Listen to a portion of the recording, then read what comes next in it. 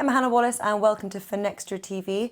Kindly calling into our virtual studio now is Puneet Kapoor, President, Products Alternate Channels and Customer Experience Delivery at Kotak Bank. So Puneet, thank you very much for calling in today. Thank you. My pleasure to be here today. It's good to have you on.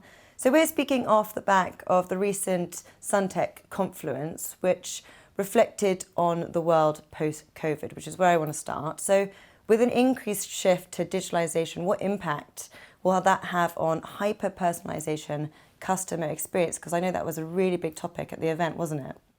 Yes, it was. Yeah. And what we are seeing is a continuous, little bit of a change in the consumer behavior.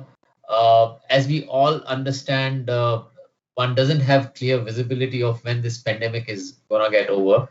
And it's only hastened refit and rejig in consumer behavior. More and more engagements are today becoming remote and virtual. And in a way, it takes away that whole personal touch because a lot of business, especially in financial services, is conducted, on the premise and strength of the personal relationships and equations that you build.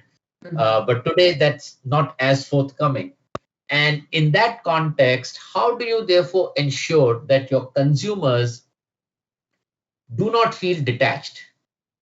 Yeah, so there is a way to connect. There are communications, there are engagements which could carry probably the what we call tonality of a broadcast.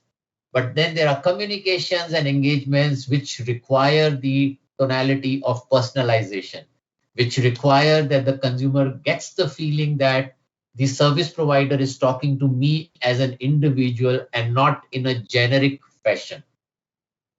As we see the things transitioning, this nuance actually becomes even more important going forward because remote and virtual is the way things are going to get conducted. So you need to keep reaffirming the fact that the communication that I am sending to you or the way I am connecting with you, it's actually for you and not generic in nature.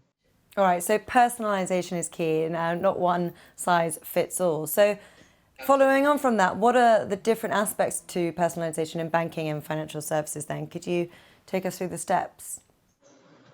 Actually, there are many, and they can be endless if you ask me, because the whole space of customer engagement and bringing the nuances of personalization can be as varied as you allow your imagination to run amok with it.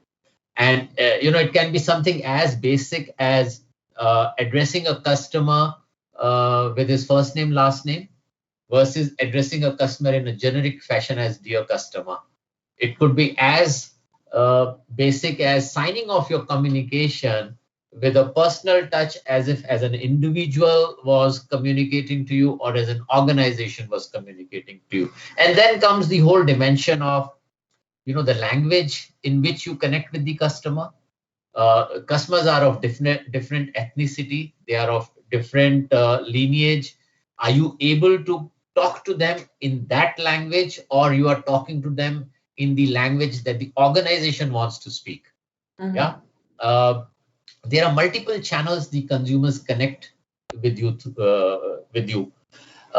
Which channel are you using? Are you able to identify which is the preferred channel that a customer is wanting to connect with you and then reach the customer through that channel, or you are taking your convenient approach and trying to communicate to the customer? Also makes a huge difference in the way you bring personalization to practice. Another very important dimension of personalization is actually the identifying the customer persona and talking to that persona instead of talking in a very generic tone again. So the subject matter could be one, but the person on the other side, if it's a millennial versus a housewife versus a senior citizen, the way you connect with these three genres, is it different or is it one common approach you are taking? Also, brings out the whole dimension of personalization.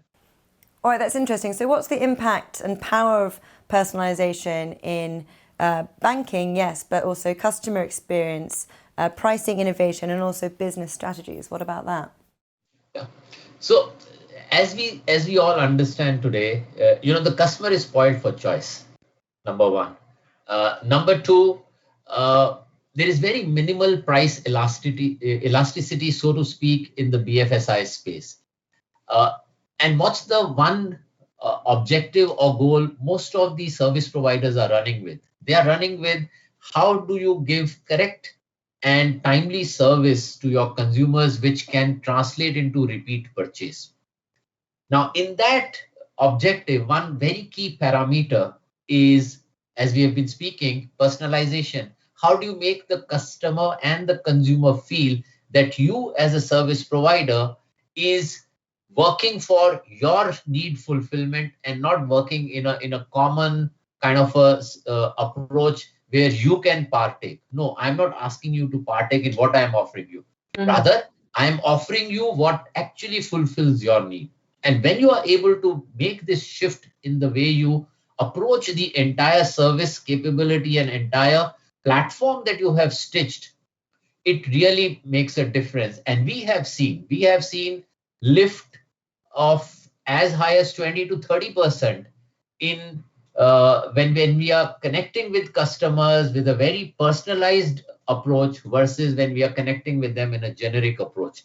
And in any kind of a business modeling, a very common nuance that we refer to is called A/B testing.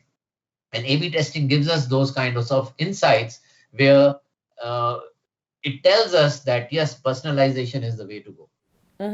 And there's quite a thin line between and balance between enhancing customer experience on the one hand and also potential business opportunity on the other, isn't there? So how do you balance the two? So, are we saying that one precedes the other or they tend to run concurrent? Actually, they run concurrent because your objective could be experience or your objective could be a business outcome. But the basic paradigms and the basic postulates remain the same. Because if you are hoping the customer to respond positively to how you are approaching the customer, there are certain nuances that you cannot compromise. You have to keep repeating them and you have to keep building on them. Yeah. And at the cost of repetition. Therefore, how you make the customer feel that here is a service provider who's reaching out to him for him and not for a common purpose makes the difference. Sure. Brilliant. Well, Puneet, thank you so much for calling in and sharing your insights on personalisation. Some very good advice there as well. But we'll leave it there for now. And thank you to Suntech for setting this up. So thank you very much. Thank you.